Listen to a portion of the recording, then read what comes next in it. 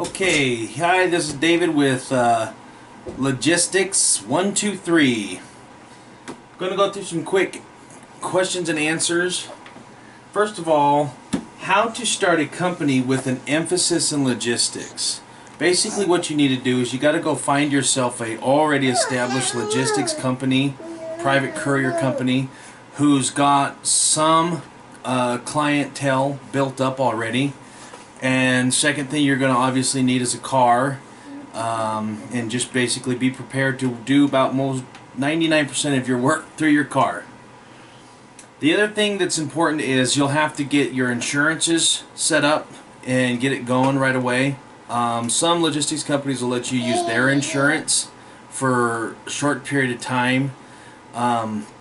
You don't want to get in a car accident and have something that you've got in your car worth $4,000 or $5,000, and then you have to pay for that out of pocket.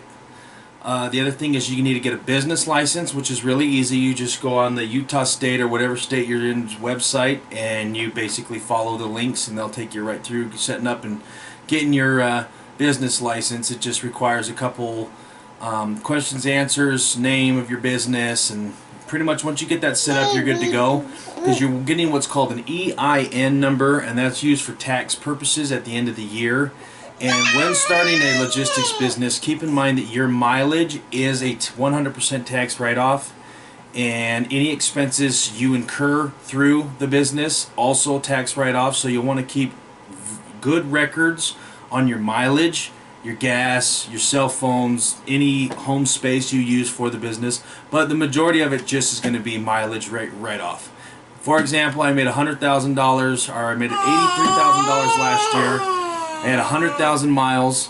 100,000 miles, and ended up paying out $55,000 worth of tax write-off. $83,000 what I made. I got 12,000 some odd dollars that I owed in taxes. My 100,000 miles that was worth 55,000 completely squashed that 12,000. No taxes owed whatsoever. Walked out of the office, everything was good. Okay, so quickly talk about some of the costs involved in logistics. Your costs are going to be gas. So you're taking on jobs and you don't have any money.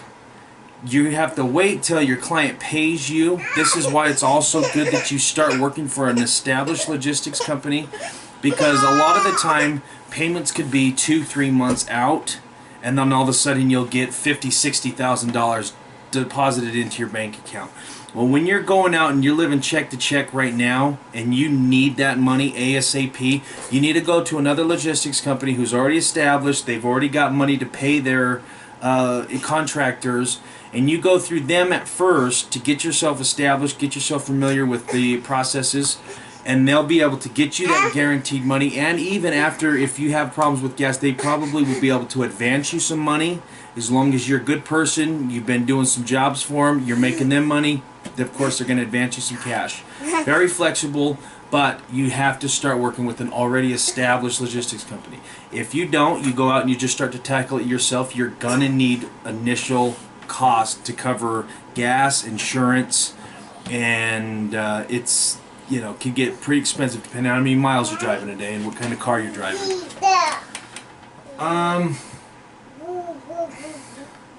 So if a logistics company is what you want to start, a little bit of information on maintenance and accessories that are required to provide logistics services.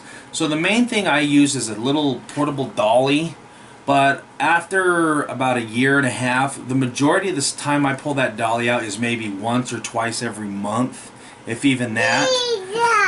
So it's a write-off, tax write-off. It's a little foldable thing that you just fold it down and just tuck it away in the car. But mainly is maintenance is on your vehicle is just oil changes, brakes, making sure your tires are good.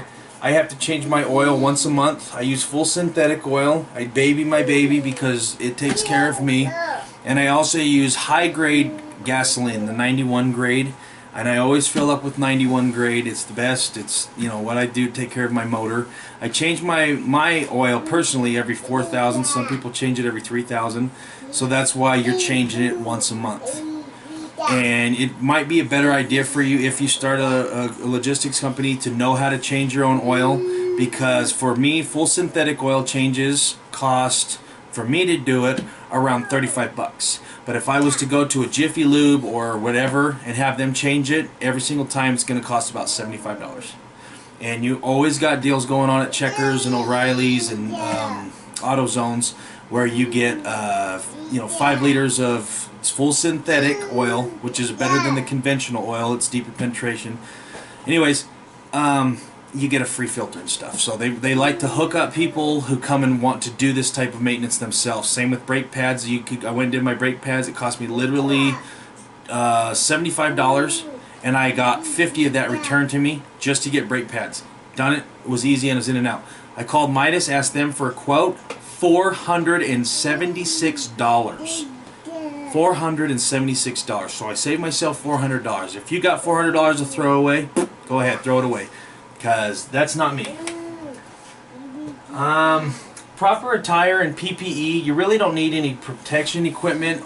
You obviously don't want to be showing up in flip-flops and shorts, although I dress a little bit more comfortable during the weekends because it's usually you're just dropping off the lock boxes and stuff. Understand where you're going to be delivering first, and then you'll probably have to start dressing accordingly.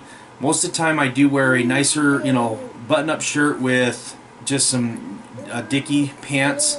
They're kind of comfortable. They get a little annoying after a while, but whatever.